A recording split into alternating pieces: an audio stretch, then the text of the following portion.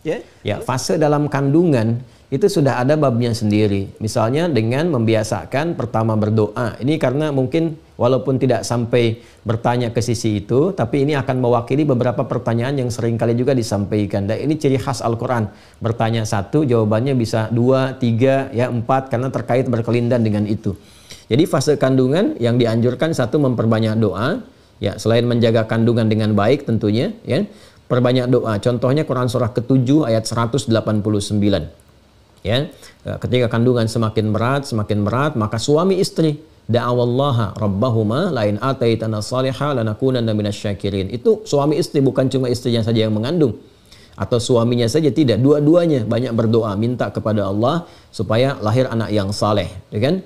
Kemudian juga dihadirkan support. Ya, support untuk istri dari makanannya harus yang halal. Dia pengen soleh, ya rizkinya juga harus soleh. Jangan sampai anaknya pengen soleh, rizkinya salah. Nah, itu jadi persoalan, gitu kan? Rizkinya harus soleh. Kemudian berperilaku orang tua, beribadah, tingkatkan. Dan itu akan nyambung, getarannya, frekuensinya akan nyambung kepada janin yang dikandung. Nah, karena itu biasanya para ulama membiasakan. Jadi kalau ada istri sedang mengandung, itu selain bapaknya juga meningkatkan kebaikan, rajin sholat, ibunya juga memperbanyak baca Quran, ya, memperbanyak sholat dan sebagainya. Itu akan nyambung, ya, apa namanya, sinyal-sinyalnya itu, frekuensinya ke anak itu nyambung. Jadi membentuk sesuatu gitu yang kita nggak akan bisa lihat saat dia di kandungan, tapi ketika keluar itu akan nampak. Dan tahukah Anda, riset yang paling banyak meriset tentang ini itu orang-orang Yahudi. Yahudi itu banyak meriset itu, cuman karena orientasinya dunia kan, ya makanya mereka tuh kerjakannya atas dunia. Misalnya ibu mengandung, ibunya banyak, ya, ibu sedang mengandung, ya si ibu itu mengerjakan soal-soal fisika, matematika, meningkatkan minat baca, sehingga ketika anaknya itu terlahir, sudah ada support awal, potensi awal yang tersalurkan dari frekuensi ibunya yang tengah mengandung, sehingga cepat kalau diberikan pendidikan dan sebagainya. Itu gambaran singkat, ya. Nah, kemudian ketika terlahir pun, saya mau masuk ke sini, pindah ayatnya ke Quran surah kedua Al-Baqarah ayat 233, yaitu support ASI yang diberikan secara maksimal. Wal walidatu yurdi'na auladahunna haulaini kamilaini liman arada ay yutimma ridha'ah. Ya, kata Allah Subhanahu wa taala, kalau ibu baru melahirkan, maka energinya itu ya dipusatkan untuk bisa memberikan ASI terbaik. Makanya suami diminta menjaga, gitu kan? Diminta menjaga apa yang diberikan oleh suami, disupportkan kiswatuhunna, gitu kan, pakaian-pakaiannya, warizkuhunna, untuk keadaan nutrisi untuk ibunya, sehingga secara fisikal yang keluar dari ASI itu kualitasnya bagus, ya, sehingga segala yang terkandung di dalamnya untuk ketahanan tubuh, untuk macam-macam dan sebagainya itu mengalir dengan baik. Dan pun demikian ketika menyebutkan rizki, ditekankan lagi oleh Allah, seperti saat mengandung rizkinya juga halal, saat menyusui pun hati-hati, jangan sampai membawa yang haram yang dikonsumsi oleh si ibu, sehingga menanamkan hal yang buruk nanti yang dikonsumsi oleh anak, ya. Jadi dari mulai kemudian mohon izin tadi dalam kandungan sudah terlahir kan, ASI diberikan, lalu diberikan nama yang mengiringi harapan. Ya, mau jadi apa anak itu? Saya sering bertanya kalau ada orang tua itu minta, Ustadz, tolong minta nama untuk anak. Saya selalu katakan, ya, ingin jadi apa anak ini? Kedepannya mau seperti apa? Nanti kita istikharah, minta sama Allah, gitu kan? Berdoa, kira-kira nama yang terbaik. Ya, harapan diberikan oleh kita lewat nama itu. Ini yang memberikan kesan kepada kita di Quran surah ketiga Ali Imran di ayat 36 itu. Ketika Hannah itu melahirkan, anaknya diharapkan dekat dengan Allah, terhindar dari maksiat dan sebagainya. Lalu Hannah memberi nama istrinya Imran, ya, anaknya itu dengan Maryam. Wa inni sammaituha Maryam, falamma wada'at qalat rabbi inni wada'tuha untha, ya Allahu a'lamu bima wada'at wa laysa dzakaru kal untha. Wah, kemudian setelah itu apa? Ya, setelah itu yang terjadi sangat menarik. Ketika dilahirkan, dia ingin laki-laki, lahir perempuan. Kata Allah, laki-laki dan perempuan itu semua punya keistimewaan. Dan ternyata ini hikmah anak itu bagi keluarga. Allah menitipkan anak kepada kita itu disesuaikan dengan kesempurnaan di keluarga. Jadi menariknya gini, kalau kita riset lebih dalam, kita itu umat riset, ya. Kalau kita riset tuh, hikmahnya besar sekali. Kita pengen anak pertama laki-laki, ternyata perempuan. Kita pengen anak kedua itu perempuan, ternyata laki-laki. Ataupun demikianlah keunikan terjadi. Ternyata anak-anak yang terlahir itu menyempurnakan sifat dan kebahagiaan yang menghadirkan maslahat kedua orang tua. Kalau anak laki-laki yang muncul, sifat orang tua ada misalnya di ayah yang kurang bagus, belum terperbaiki. Makanya ada perempuan supaya sifat-sifat yang kurang itu tampak, kan? Kemudian muncul, dan dengan itu kebahagiaan baru tercipta. Nanti begitu kemudian selesai, bagus, nah muncullah laki-laki dan seterusnya. Itulah keindahannya gitu. Jadi kalau ada yang terlahir, baik laki-laki atau perempuan, diterima dengan jiwa yang sangat lapang, dengan kebahagiaan yang luas, yang dengan itu rahmat akan diberikan. Lalu wa inni samaituha Maryam, setelah berlindung kepada Allah, berdoa, minta. Makanya dalam Islam tuh kita berdoa, ya Allah, lindungi anak ini dari pengaruh buruk, dari godaan-godaan setan dan sebagainya. Bahkan nanti ada di antara risalah juga untuk mengadhani. Itu ada itu ya di hadis riwayat At-Tirmidzi. Setelah itu berikan nama yang baik. Nah, setelah dia tumbuh 2 tahun ke atas kan diberikan ASI itu. Kalau ingin sempurna silahkan kata Al-Quran sampai fase 2 tahun. Nah, ini tumbuh, ini masa tumbang namanya. Masa tumbang, tumbuh kembang. Di tumbuh kembang pun ini, itu ada seninya tersendiri dalam mendidik. Ya, apa seninya itu? Ya, diantaranya kita bisa melihat pindah ke Quran surah ke-31 Luqman dari ayat 13 ya sampai dengan ayat berapa? Sampai dengan ayat 19 kita bisa lihat. Ya, juga kita bisa sampaikan pendidikan yang di masa Nabi Ibrahim alaihissalam. Nabi Ibrahim itu banyak suratnya di Nabi Ibrahim itu. Nanti ada yang di Al-Baqarah ayat 124 sampai dengan 129, ada di Quran surah Shafat ayat 102 sampai dengan 109, ada di surah Ibrahimnya sendiri di ayat ke-37-nya, ya kan? Nah, bagaimana hal pertama yang mengantarkan pada pendidikan? Satu, ya, perhatikan baik-baik. Masih ingat kan? Nabi Ibrahim diperintahkan oleh Allah Subhanahu wa taala untuk menghijrahkan anaknya kemana? Dari Palestina ke Mekah kan? Mekahnya di mana spesifik? Dekat Ka'bah.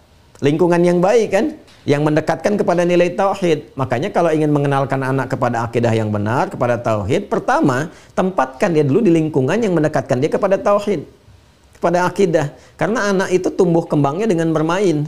Kan dari mulai mendengarkan tadi saya sampaikan, bacakan ayat-ayat Quran, kan, tauhidnya, kemudian orang tuanya nampak dilihat, begitu penglihatan mulai berfungsi dari pendengaran dulu tadi, penglihatan berfungsi ngelihat perilaku orang tuanya. Kalau orang tua sudah kompak, kelihatan sholat dan sebagainya, nggak susah nyuruh anak nanti untuk sholat. Ya, lalu saat dia mulai tumbuh kembang tadi, dekatkan dia ke tempat-tempat baik. Bahkan kalau dalam masa bayi pun harus bawanya ke tempat-tempat baik yang mendekatkan dia kepada Allah, ya kan? Ya, ajak dia ke tempat baik, ajak dia ke pengajian yang memungkinkan ada space untuk hadir di situ, ya. Ajak dia ke masjid kalau dia sudah mulai bisa menyesuaikan dengan saf dan sebagainya. Kenalkan dia dengan orang-orang saleh. Itu akan memberikan citra tersendiri dan demi Allah saya katakan akan berpengaruh kepada jiwa anak. Berpengaruh. Nah, makanya ketika pindah ke surat Luqman kan ngajak jalan-jalan itu kepada anaknya itu sambil jalan-jalan, Pak. Dan kalau mau kita ngajak jalan-jalan ke tempat-tempat yang baik, kalau ada rezeki cari tempat yang baik. Ada uang cukup lumayan, mau ke luar negeri, yang pertama kali kunjungi kata Nabi, ya kalau mampu tiga tempat itu, la tasyuddur rihal. Jangan kuatkan keinginan untuk berihlah, pergi kecuali kepada 3 tempat ini. Ya 3 tempat ini ada makna yang hakiki, ada yang metafor. Hakikinya jelas ke situ menujunya. Satu Masjidil Haram. Ya, nabung dari sekarang supaya bisa umrah dengan keluarga, ngelihat orang-orang dan sebagainya, tertingkatkan imunitas dan iman kita, ya. Naik ke situ. Masjid Nabawi, Masjidil Aqsa di Palestina. Metafornya adalah tempat-tempat yang menguatkan iman. Ya, walaupun nggak sampai ke sana, lihat jejak-jejak bagaimana ulama-ulama saleh ada di Indonesia misalnya. Paling dekat main ke Aceh. Dia Masya Allah di Aceh itu banyak tempat yang bagus-bagus. Jalur Pantura, Jawa Barat itu kan kita bisa susuri itu. Ya, sampai dengan ke ujung pantai utara itu. Ya, mulai Banten, dulu kan Banten masuk Jawa Barat juga kan, sekarang sudah otonomi gitu. Itu banyak jejaknya. Ya, Banten, kemudian ke Jawa Barat tuh dari mulai masuk di Kuningan, Indramayu, Cirebon, Ciamis itu masuk. Masya Allah itu banyak sekali tempat yang bisa dikunjungi, sejarahnya bisa kita gali. Nah, anak itu senang. Luqman tuh begitu, diajak ke pasar, ngelihat situasi begitu, ya pakai keledai. Luqman jalan berdua, orang-orang sewot, bawa keledai kok gak dinaikin, tuh kan? Luqmannya naik, anaknya di bawah, orang sewot lagi, bapak nggak sayang anak, gitu kan? Bapaknya naik, anaknya jalan. Nah, naik lagi, anaknya dinaikin, bapaknya jalan, orang sewot lagi, anak ini nggak punya bakti sama orang tua, anak durhaka, anaknya naik keledai, bapaknya paksa jalan, gitu kan? Lalu itu ada hikmah di situ ngobrol. Nah, di ngobrol ini ada diskusi-diskusi. Ya, nah itu udah like level. Jadi kalau yang pertama tadi dekatkan kepada tempat-tempat yang baik, gitu kan? Setelah itu ajarkan sesuai dengan keadaan masanya, dengan bahasanya. Karena itu dalam Al-Quran ngajarin anak-anak dari usia 2 tahun. Dari dia mulai bisa bicara yang kecil-kecil ke atas tuh dengan contoh-contoh yang bisa dia tangkap, kisah-kisah dan sebagainya. Karena dia logikanya belum berjalan, nalarnya belum ada. Dikasih contoh sekitarannya. Makanya yang pertama yang dibangun keakraban. Panggilan Quran kepada anak-anak kecil itu yang belum masa balik selalu bunai. Ya, jadi bunai itu kalau implementasinya keluar nggak harus panggil bunai, nanti dia nggak ngerti gitu kan. Nama saya kan bukan bunai ayah gitu kan, bukannya saya itu misalnya apa A, B, C, saya kan Ahmad bukan bunai. Nah, itu belum nyampe. Makanya ambil panggilan sayang. Ya, pintar, sayang, soleh, dan masya Allah anak Abi ini soleh ini jalan sehingga menyenangkan bagi dia. Nah, nanti dikasih hal-hal yang cepat dia tangkap. Ya, misal ada dalam bentuknya lirik-lirik tertentu, kan? Yang bisa dia tangkap, bacaan-bacaan, kisah-kisah yang kita bisa bacakan. Nah, itu saya bisa bicara begini karena saya mencoba mengambil dari pesan Al-Quran, saya praktekkan kepada anak-anak cepat, Pak. Ya, dia tanpa mikir itu, dia praktekkan. Dia belum nanya apa-apa karena masanya belum bertanya, belum ada kekuatan nalar. Nah, itu yang kita bawa ke tempat-tempat yang baik. Nanti kalau dia sudah mulai agak naik, sudah mulai banyak nanya, jawabnya sesuai dengan tingkat perkembangannya. Ya bisa diarahkan. Contoh, ya siapa Allah itu? Ada tuh, tapi yang nanya anak 3 tahun, anak 4 tahun, yang belum bisa diarahkan kepada aspek-aspek penjabaran tauhid misalnya, secara ya kalau kita di matematika itu real gitu kan, atau eksak dan sebagainya, nggak bisa kita jelaskan Allah punya sifat begini, nggak nyampe ke anak itu. Tapi kalau kita sampaikan Allah itu adalah Tuhan kita yang memberikan ini untuk adik ini lewat ayah, kan? Ada mainan yang ngasih kita rizki bisa jalan-jalan, tuh kan? Nah, ada itu dia kalau udah sampai ke situ, masya Allah itu udah ada informasi awal bagi dia, kan? Gimana bisa bertemu Allah, bisa melihat Allah? Ada lagi tuh, anak kan kadang-kadang begitu. Caranya bisa. Caranya kita harus rajin sholat dulu, menghafal Quran, ya, nanti dikasih tempat yang paling bagus, paling indah, di situ kita bisa melihat Allah, namanya surga. Pelan-pelan nanti jadi informasi itu ditangkap dulu, nanti habis itu dia main lagi, lari lagi, kemana lagi. Itu biasa pertumbuhan di masa-masa itu.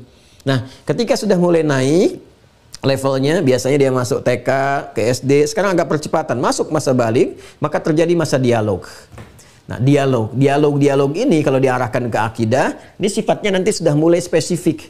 Ya, misal Luqman kepada anaknya ketika dia mulai naik ayat 13 ya kan, tadi saya katakan mulai ayat 13 ya, wa idz qala luqmanu libnihi wa huwa ya'idhuhu ya bunayya la tusyrik billah, sudah mulai naik. Ya, nah jangan sampai ya syirik kepada Allah Subhanahu wa taala. Begitu nalarnya sudah mulai naik, dijelaskan ya sesuai dengan kemampuan dia menangkap. Nih, Allah selama ini yang memberikan kasih sayang kepada adik lewat ayah, menjaga, memberikan kebutuhan hidup kita nyaman sampai dengan sekarang, itu harus disyukuri. Ya, jangan sampai kita bermaksiat, kemudian kita berbuat tindakan yang salah kepada Allah. Nanti semua kenikmatan ini kalau dicabut kita sendiri yang rugi, ya kan? Nah, nanti kan dia bertanya bagaimana caranya. Kita tunjukkan seperti kan yang paling gampang itu karena dia sudah ke spot-spot ibadah tadi, sudah melihat orang, sudah dipraktekkan dari kecil, dia mudah menerima itu. Mudah dia tangkap. Jadi kita nyuruh sholat juga enak, ya kan? Nah, nanti kurangi sayangnya. Tadi kan bunai ya, kurangi sayangnya, masukkan perintah. Itu levelnya SD di kelas sudah 4, 5, 6 sampai ke SMP ya, kelas kedua lah. Nah, itu masukkan perintah. Jadi sayang dikurangi, perintah dimasukin. Dan dilatih dengan perintah-perintah tertentu. Biasanya orang tua dulu diberikan tugas untuk buang sampah, diberikan tugas untuk misalnya ngepel tertentu, itu perintah. Ya, sebab kalau perintah nggak masuk, sayang diperbanyak, nanti anaknya manja. Itu bermasalah nantinya, harus dengan sesuatu aja membiasakan dia dikasih baru dikerjakan, itu repot nantinya. Ya, jadi begitu nanti perintah sudah berimbang dengan tetap nilai sayang supaya dia tidak tertekan, ada nilai sayangnya, ada perintahnya, naik dia kedewasaan maksimal, ya seperti dalam level kelas 3 SMP atau sudah mau masuk SMA, nah itu sudah jadi teman untuk berdialog. Itu yang dilakukan Nabi Ibrahim, itu yang dilakukan Nabi Yakub kepada Yusuf alaihi wassalam. Ya, Nabi Ibrahim kan ketika bermimpi, Nabi Ismail ini diajak dialog kan. Ya bunayya inni ara fil manami anni adbahuka fanzur madza tara. Nah, bapak itu melihat dalam mimpi, bapaknya nyembelih kamu. Menurut kamu bagaimana? Ya, Nabi Ibrahim kalau mau bisa dikerjakan karena beliau menyadari beliau itu nabi, rasul, udah pasti benar. Gampang kan beliau bilang, "Nah, siap-siap. Kemana Pak? Sembelih." Kan nabi, ya kan? Bapak udah dapat perintah, ya siapin pisau, tajamkan, siap sembelih. Tapi tidak begitu kan? Yang dibangun adalah dialog. Nah, bapak tadi mimpi begini. Sehingga ketika didialogkan, anak merasa dihargai. Nah, anak usia segitu itu mencari identitas, mencari pengakuan. Sehingga kalau dia nggak dapat pengakuan di keluarga, dia akan cari keluar. Pengakuannya dengan apa ya? Kadang-kadang dengan teman-temannya. Ya, mohon maaf, kadang-kadang dia ingin buktikan keberanian, ada balap-balapan, ada tawuran, ada macam-macam, dan na'udzubillah terjebak kadang-kadang dalam lingkungan yang buruk dengan obat-obatan dan sebagainya. Orang tua bentengi dari awal dengan dialog. Apa yang dia dapatkan di luar, dialogkan di rumah, sanjung dia, naikin status dia dan sebagainya, gitu kan? Ya, itu hal-hal yang indah. Nanti kaitkan dengan nilai-nilai tauhid. Alhamdulillah sampai hari ini kakak, masya Allah, Allah berikan hal-hal yang hebat yang bahkan ayah nggak pernah bisa mencapai saat dulu, kan? Saking sayangnya kakak Allah kepada kakak dan sebagainya. Jaga ya hubungan dengan Allah, jangan sampai berkurang, gitu kan? Khawatir nanti apa yang sudah diberikan bahkan melampaui ayah, melampaui ibu, itu justru jadi berkurang. Ya, jangan sampai hal-hal yang dulu ayah pernah nggak dapatkan, ya kakak nggak bisa raih itu, gitu. Nah terus itu motivasi. Dan bacakan kisah-kisah orang-orang hebat, jadikan inspirasi di masa lalu dan masa kini. Jadikan idola untuk dia dari sejak dia kecil sehingga terbawa itu semua. Jadi kalau sibghahnya sudah seperti itu, Quran surah kedua ayat 138, sibghatullah wa man ahsanu minallahi sibghah. Ya, sibghahnya Allah itu kalau sudah memberikan celupan, memberikan warna, citra tersendiri, itu yang paling hebat, yang paling dahsyat. Nah, itu kalau sudah ada dialog tercipta, sudah ada jawaban-jawaban yang bagus, paling mudah bagi kita untuk mengantar dia kepada bakat-bakat alami yang dia miliki. Tinggal diarahkan saja, karena bekalnya sudah cukup. Bekal Qur'annya ada, bekal sholatnya ada, dialognya ada, sesuai dengan masa-masanya. Itu contoh ayat-ayat. Nanti diterjemahkan oleh para ulama lewat sikap, kadang ditulis buku. Misal, buku yang paling bagus di antara yang saya pernah dapati untuk membimbing anak-anak itu, ada judulnya, namanya, kalau laki-laki, Akhlak lil Banin. Akhlak lil Banin, ya, yang perempuan Akhlak lil Banat. Ya, itu karya Ustadz Omar Ahmad Baraja. Ustadz Omar Ahmad Baraja. Ya, Ustadz Omar Ahmad Baraja. Itu sampai ada 5 jilid. 5 jilid. 5 jilid itu Pak, bukan jilid-jilid yang besar begini, bukan. Tipis-tipis begini nih, yang kecil-kecil. Nah, seperti ini. Dan lebih kecil dari ini, setengahnya ini. Ya, bahasa Arab. Nah, nanti terjemahnya bahasa Indonesia. Ada terjemahnya, sudah ada juga, kecil juga, kayak buku-buku Iqra begitu. Ya, jadi bacanya enak. Di situ dahsyatnya itu beliau, masya Allah, beliau kan pendidik ya, pendidik, ahli ibadah juga. Dan saat menulis yang kelima itu kemudian menghembuskan nafasnya, jadi nggak sempat menyempurnakan pada yang keenam. Itu punya tahapan-tahapan dari mulai usia anak berapa. Itu saya bisa menyampaikan karena saya belajar saat di pesantren. Ya, jadi di situ disampaikan kenapa sih anak itu harus berakhlak, kemudian bagaimana mengenal Allah sesuai dengan masanya, lalu diperkenalkan dengan orang tua. Itu saya saat belajar itu Pak, dengan usia saya pada waktu itu merasakan cinta kepada ayah, cinta kepada ibu. Dijelaskan di situ bagaimana luar biasanya perhatian orang tua kepada kita, ayah bagaimana bekerja, mencari peluh keringat untuk kita supaya bahagia, supaya itu kerasa. Apalagi begitu ayah saya meninggal dan baru mempelajari itu terasa semuanya gitu kan, yang keluar tuh air mata, yang keluar keinginan untuk memberikan yang terbaik, bisa ibadah supaya maksimal, dan itu feedbacknya sangat kuat. Lalu bagaimana mencintai ibu dan seterusnya. Setelah itu mencintai saudara-saudara. Ya, setelah itu bagaimana mencintai lingkungan sekitaran, tidak sembarangan kepada tumbuhan, belajar dari tumbuhan saat tumbuh. Kenapa kalau harus diluruskan dari kecil, tidak sudah sampai batang, itu ada semuanya. Ya, itu beruntungnya alhamdulillah sudah ada terjemahan itu. Ya, saya rekomendasikan itu supaya di situ ada 4 bagian terpenuhi, tapi simpel sekali, Nah, sekarang saya terjemahkan di sekolah yang kita bangun. Anak kecil itu dari sejak TK ke SD itu sudah diantar, anaknya sudah nitipkan ke bapak ibunya. Ya, jangan cari rezeki yang haram, ya, supaya aku belajarnya bagus, ingatanku bisa kuat. Ayah kerjanya yang betul ya, yang baik ya, gitu kan. Jangan cari-cari yang tidak baik. Dan itu Anda bisa bayangkan kan kalau Anda mau kerja, anak Anda yang TK menyampaikan itu, gimana perasaannya? Itu menjaga betul ya dari hal-hal yang buruk, dan nggak mungkin nyimpang-nyimpang pada yang nggak benar. Itu kekuatannya, kedahsyatannya bisa lebih dibandingkan istri menyampaikan kepada kita. Istri Anda menyampaikan, Pak hati-hati di jalan, Anda udah biasa. Tapi kalau anak Anda yang menyampaikan, itu sudah lain, rasanya lain. Nah, saya kira seperti itu ya.